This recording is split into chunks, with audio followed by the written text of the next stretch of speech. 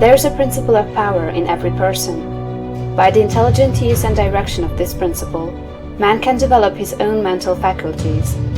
Man has an inherent power by which he may grow in whatsoever direction he pleases, and there does not appear to be any limit to the possibilities of his growth.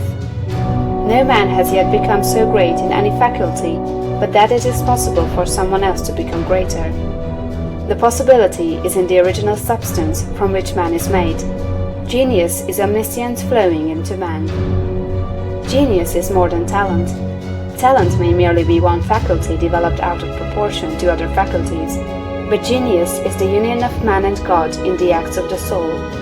Great men are always greater than their deeds.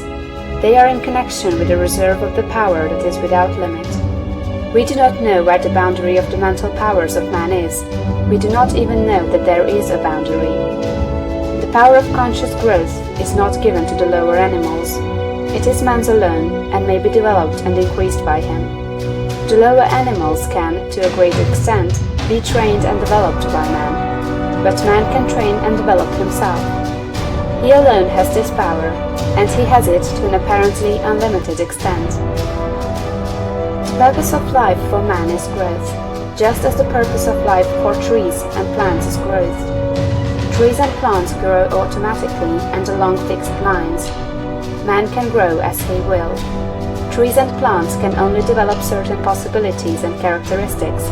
Man can develop any power, which is or has been shown by any person, anywhere. Nothing that is possible in spirit is impossible in flesh and blood.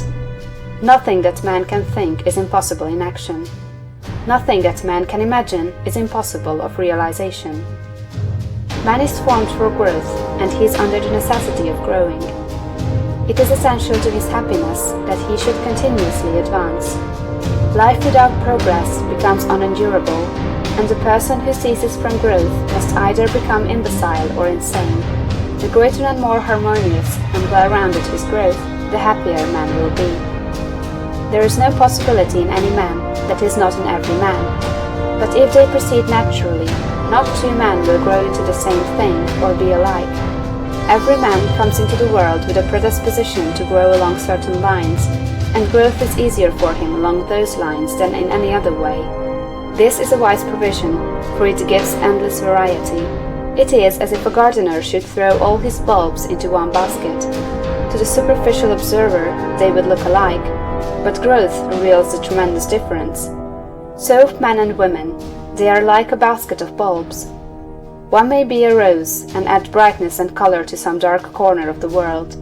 One may be a lily and teach a lesson of love and purity to every eye that sees. One may be a climbing vine